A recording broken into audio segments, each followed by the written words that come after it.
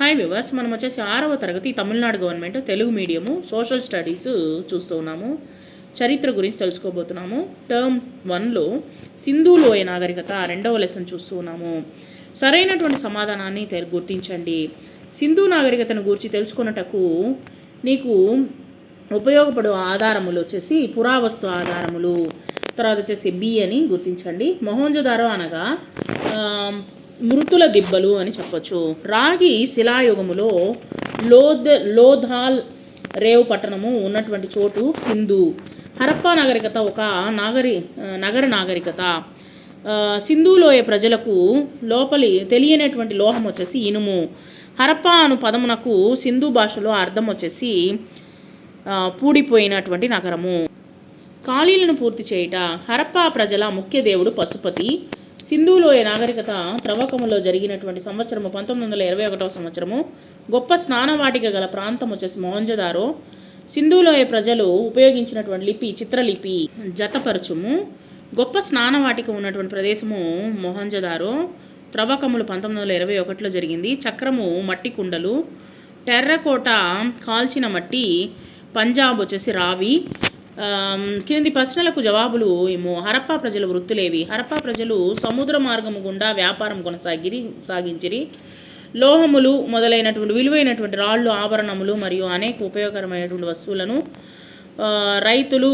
వస్తువులను వచ్చేసి ఎగుమతి మరియు దిగుమతి చేసుకుంటూ ఉన్నారు. తర్వాత రైతులు, కళాకారులు, వర్తకులు మొదలగు వృత్తులు చేయు ప్రజలు ఉండిరి. గొప్ప స్నానవాటికను గురించి వ్రాయము. తర్వాత వచ్చేసి సింధు నాగరికత కాలంలో గల కోట ప్రాంతంలో గొప్ప స్నానవాటికలు ఉండెను.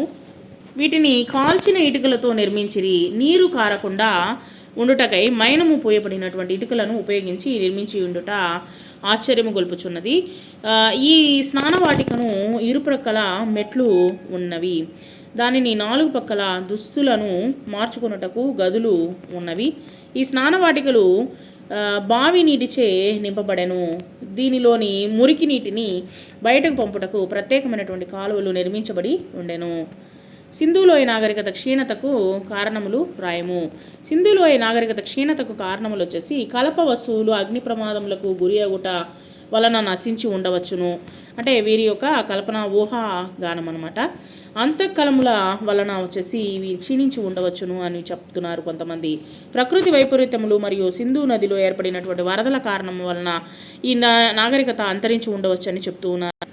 ఆర్యులు విజయం సాధించుటకు ఈ నగరములకు నాశనము చేసి ఆక్రమించి ఉండవచ్చునని, లేదా మొహంజదారోలో బయలుపడినటువంటి మానవుల ఎముకల దిబ్బల ఆధారంగా వచ్చేసి ఆ నగరం విదేశీయుల దాడికి గురై ఉండవచ్చునని తెలియచున్నది. సింధులోయ నాగరికత లిపిని గురించి వ్రాయము. సింధులోయ నాగరికత లిపి ఇచ్చట కనిపెట్టినటువంటి టెర్రకోట బల్లలపై అక్షరములు చెక్కబడి ఉన్నవి. ఆ కాలంలో లభించినటువంటి ముద్రికులపై చిత్రలిపి ఉన్నట్లు తెలియచున్నది. ఈ చిత్రముల ద్వారా వీరి వ్రాత నైపుణ్యమును గురించి తెలుసుకొనవచ్చును. గీయబడినటువంటి ప్రతి చిత్రము ఒక ప్రత్యేకమైనటువంటి అర్థము నిచ్చునదిగా ఉన్నది. ప్రతి పేజీలోనూ కుడివైపు నుండి ఎడమవైపు నుండి కుడివైపుకు వ్రాతలు వ్రాయబడి ఉండెను. ఇవి ప్రాచీన తమిళ లిపిని పోలి ఉన్నవి.